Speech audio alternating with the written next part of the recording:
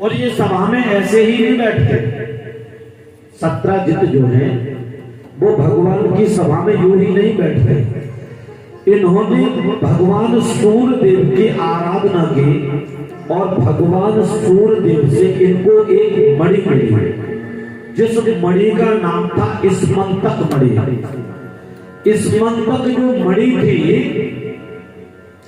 उसकी एक विशेषता थी, वो 8 भार सोना देती थी। एक वजन है, वेट है 8 भार, 8 भार सोना देती थी। तो 8 भार सोना देती थी तो बड़े प्रसन्न रहते थे सत्राजित। एक दिन वो भगवान कृष्ण की सभा में पहुंच गए तो ऐसा लगा जैसे कि सभा में दूसरा सूर्योदय हो गया हो। मणि पहने हुए थे गले में, प्रवेश कर गए, एकदम दिव्य प्रकाश हो गया सभा में। एकदम सब चौंके, क्या सूर्य नारायण ही निकल आए क्या? लेकिन ध्यान से देखा तो सत्राजित, अरे सत्राजित भाई आप बहुत सुंदर लग रहे हो।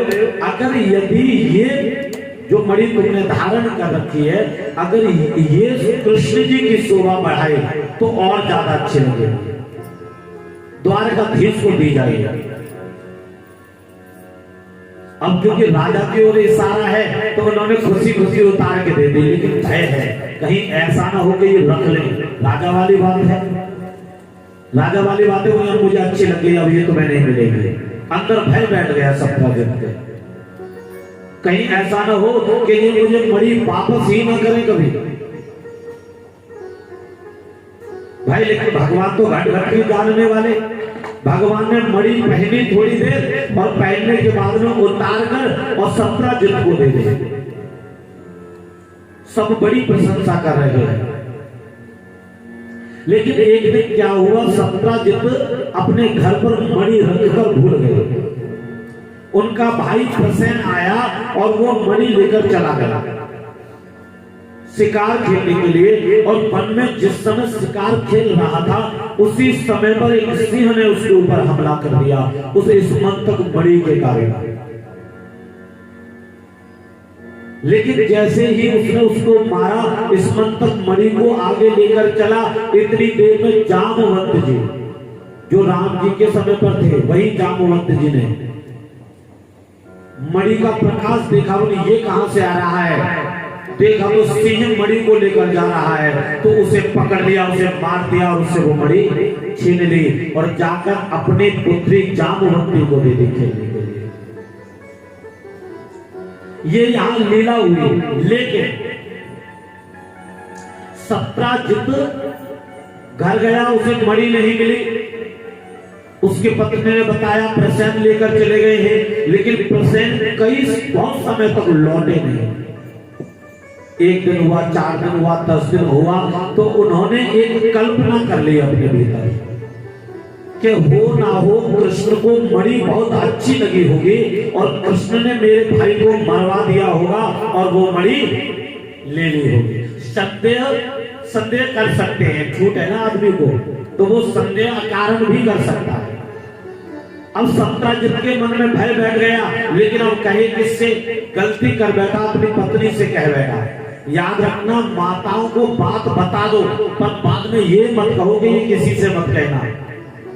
अगर यदि ये आपने बात कह दी तो वो बात बच जाए, बहुत कम संभव है। महाराज एकदम नारद जी पे तेज प्रचार होता है उस बात का। अपनी पत्नी से कह बैठे, बोले सुनो, मुझे तो ऐसा लगता है हो ना हो मेरे भाई को कृष्ण ने मरवा दिया और मणि छीन ली। मैं अपने यहाँ की माताओं की बात नहीं कर रहा था, अपने यहाँ की तो माताएं बहुत अच्छी हैं। हाँ, बेकार में मेरा खाना और बंद हो जाए। अपने यहाँ की सब माताएं बहुत अच्छी हैं, लेकिन होता है ना माताओं में स्वभाव कि एक व्यक्ति गया, योगेश भैया, एक व्यक्ति गया, उसने एक तरबूज खरीदा, उसे आधा काटा और आधा खा गया, आधा एक कपड़े में बांधा और घर में बीचा बीच में गाड़ दिया और पत्नी को कह दिया मैं किसी का सर काट के लेके आया हूं, वो मैंने घर में गाड़ दिया है। अब भाई उसके पेट में नहीं पची। अब वो बेचारी भागी भागी, बोले 2 दिन हो गए, 3 दिन हो गए, 4 दिन हो गए, एक अम्मा के पास पहुंची, अम्मा एक बात है खाऊ बताऊंगी तो ना। अरे बेटा तू अपनी है,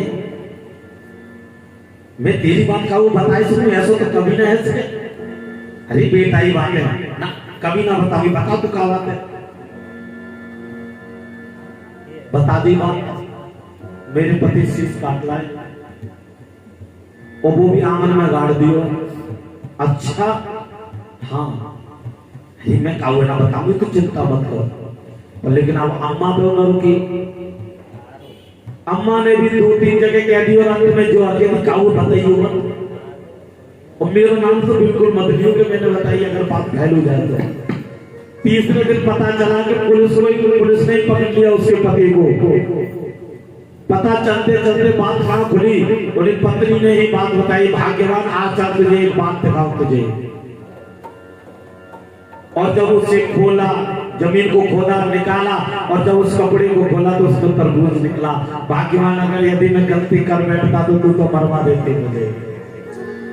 बड़ी अच्छी बात कही है रामचरितमानस में, धीरज धर्म मित्र और नारी, धीरज धर्म मित्र और नारी, आपत्ति काल परख उचारी, आपत्ति काल परख उचारी। धीरज धर्म मित्र और नारी।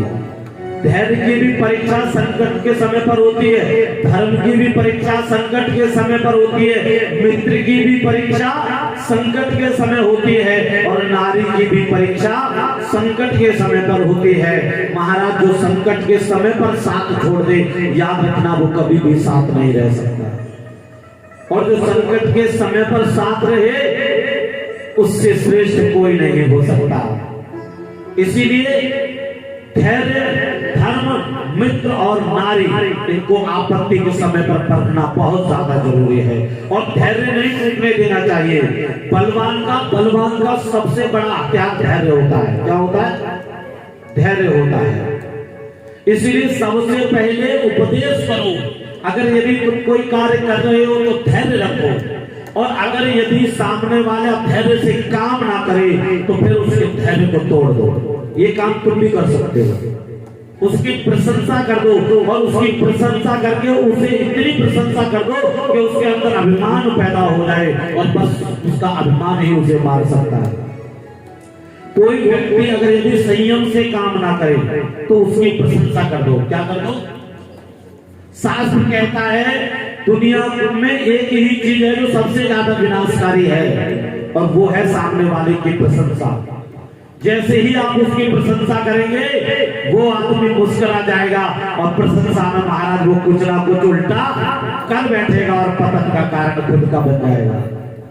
इसीलिए अगर यदि किसी का विनाश करना हो तो उससे ये मत लो ये तो गलती कर रहा है, नहीं, उसकी प्रशंसा कर दो। बोले तूने ये जो काम किया सबसे अच्छा किया है, तेरे मुकाबले तो ये कोई काम कर ही नहीं सकता। उसकी प्रशंसा कर दो, उसका स्वतः विनाश हो जाएगा। कभी कभी तो बुरा करके किसी का बुरा नहीं कर सकते, पर प्रशंसा से दूसरे का बुरा जरूर हो जाता है। इसीलिए शास्त्र कहता है कि जो मनुष्य प्रशंसा सुनकर उसको गंभीरता से ले लेता है, उसी मनुष्य का सर्वप्रथम विनाश होता है। प्रशंसा सुन के उसे गंभीरता से ले ले, उसी व्यक्ति का सर्वप्रथम विनाश होता है। इसलिए कभी भी कोई भी आपकी प्रशंसा करे तो चुप होकर निकल जाओ वहां से, और उस बात को भूल जाओ। अगर वो थोड़ी सी भी मस्तिष्क में रहेगी तो आपके नाश का कारण बन जाएगी वो बात। बोले गोविंद भगवान की जय। भगवान की ये बात चारों ओर फैल गई कि वो ना हो, निश्चित प्रसेन को कृष्ण ने मरवा दिया। बात फैली इतनी कि भगवान तक पहुंच गई। भगवान कहने लगे, मैया बहुत कहती थी मत देख चौथा चंद्रमा, मैं नहीं माना, मैंने देख लिया, आज मुझे झूठा कलंक लग गया, मैंने प्रसेन को नहीं मारा। लेकिन अब जो भी कृष्ण की ओर देखता है ना, भगवान उसकी ओर जब देखते तो खुद को दोषी पाते हैं, क्योंकि वो देखता ही कुछ अजीब तरीके से भगवान को। तो भगवान सोचने लगे भाई इससे तो मुझे अब रहा नहीं जाएगा, इसका समाधान ढूंढता हूं मैं। चलो भगवान समाधान ढूंढने लगे। पता किया कहां गया था प्रसेन, जंगल की ओर गए। जंगल में एक जगह देखा प्रसेन मरा हुआ पड़ा है, कुछ इस तरीके से जैसे जंगली जीव ने इसको मारा है। लेकिन आसपास के जो सिपाही थे ना, जो भगवान कृष्ण के साथ गए थे, वो आपस में बात करने लगे, देखो जब इसे मालूम नहीं था ये आ कैसे गया है। भगवान कहने लगे और ज्यादा परेशानी। भगवान ने कहा सुनो भाई, आधे लोग यहीं रुको और आधे लोग मेरे साथ चलो। आगे जाकर देखा तो सिंह मरा पड़ा था। कुछ सैनिकों को वहां छोड़ा, तुम यहाँ रुको, मैं और आगे जाता हूं। कुछ सैनिकों को फिर अपने साथ लेकर आगे बढ़े। तब चिन्हों के आधार पर जा रहे थे, उसी गुफा में पहुंच गए जहां जामवंत जी रहते थे। जामवंत जी उसमें भीतर ही हैं। कृष्ण भगवान ने प्रवेश किया। इस मंत्र मणि से जामवंती को खेलते हुए देखा। भगवान को लीला समझते देर नहीं लगी।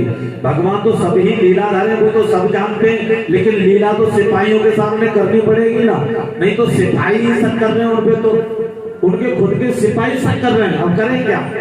भगवान भी असमंजस की स्थिति में पड़े हुए हैं। लेकिन जैसे ही मणि की ओर हाथ बढ़ाया, जामवंत जी ने मुष्टि का प्रहार किया कृष्ण के ऊपर, और महाराज उसी समय पर द्वंद्व युद्ध शुरू हो गया। 7 दिन और 7 रात वो द्वंद्व युद्ध चला, रुका नहीं। कभी कृष्ण पटक के मारते, कभी कृष्ण भगवान को जामवंत जी पटक कर मारते, एक दूसरे को पटक पटक के 7 दिन तक, 7 रात 7 दिन द्वंद्व युद्ध चला। और फिर भगवान ने कहा कि युद्ध तो होता रहेगा, लेकिन इन्हें परास्त करना होगा। और भगवान ने थोड़े से बल के साथ में एक मुष्टिक प्रहार किया और जामवंत जी जमीन पर गिरे जोर से, और फिर उनसे उठा नहीं गया। तो देखा नजर भरकर, तो उन्हें उनमें राम नजर आए। और तब उन्हें अपनी एक घटना याद आई।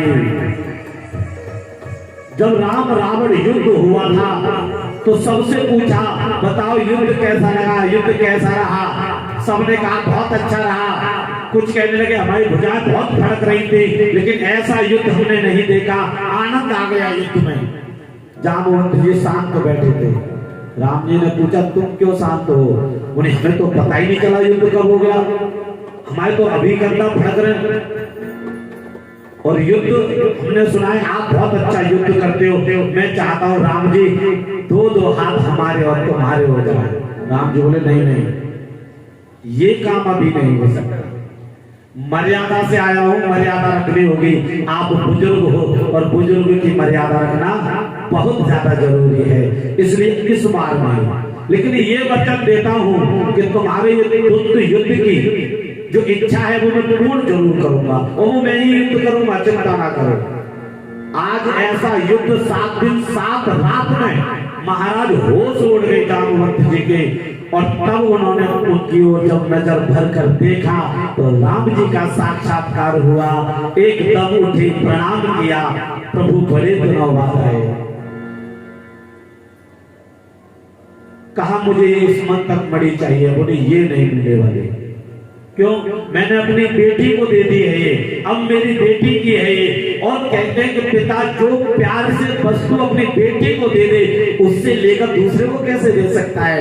अब दूसरा यही है कि अगर आपको ये मणि चाहिए तो इससे विवाह करना होगा।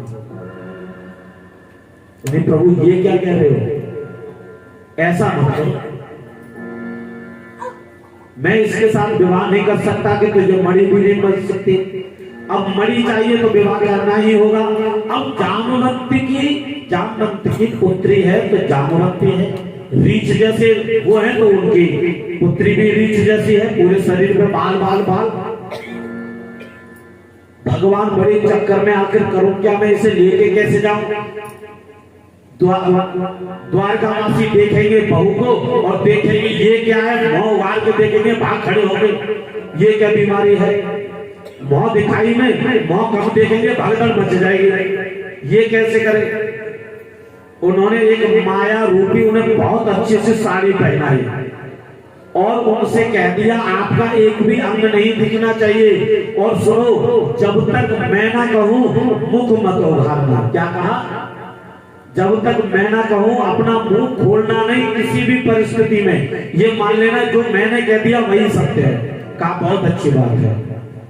द्वारका पहुंच गए, बड़े खुश हैं, रुक्मिणी मैया बड़ी खुश हैं, एक और विवाह करके आ गए। रुक्मिणी मैया स्वयं आरती का थाल लेकर खड़ी हैं जामवंती के सामने और कहा कि अब मुख खोलो। उन्होंने कहा नहीं, सर हिला दिया। फिर उन्होंने कहा मुख खोलिए, फिर उन्होंने सर हिला दिया। ओहो, रुक्मिणी जी से बात बर्दाश्त नहीं हुई, लगता है ये मुझसे भी ज्यादा सुंदर है, लगता है मुझसे भी ज्यादा सुंदर है, अपना मुख नहीं दिखा रही है इसी वजह से। और क्योंकि कृष्ण वर्ण करके लाए हैं और जिसका वर्ण कृष्ण ने किया हो उसकी कोई ना कोई तो दिव्यता होगी, तो कृष्ण वर्ण करके लाए हैं। रुक्मिणी जी सोचने लगी इसमें इतनी सुंदरता है कि ये अपना चेहरा नहीं दिखा रही है, इसे मैं श्राप दे देती हूँ, तू भी मेरी जैसी हो जा। और श्राप दे दिया, तू भी मेरी जैसी हो जा। और जैसे उन्होंने श्राप दिया, भगवान ने कहा आपको खोल लो, कौन लोगों को जैसे मुख खोला, जैसे सामने रुक्मिणी वैसे सामने जामवंती। भगवान की लीला पूर्ण हुई। सत्यजित को बुलाया, मणि वापस के, कहा अब ये मणि नहीं चाहिए, इसके चक्कर में मेरा भाई चला गया। मेरी एक पुत्री है, नाम है सत्यभामा, मेरी पुत्री के साथ विवाह करो। सत्यभामा के साथ में विवाह हो गया।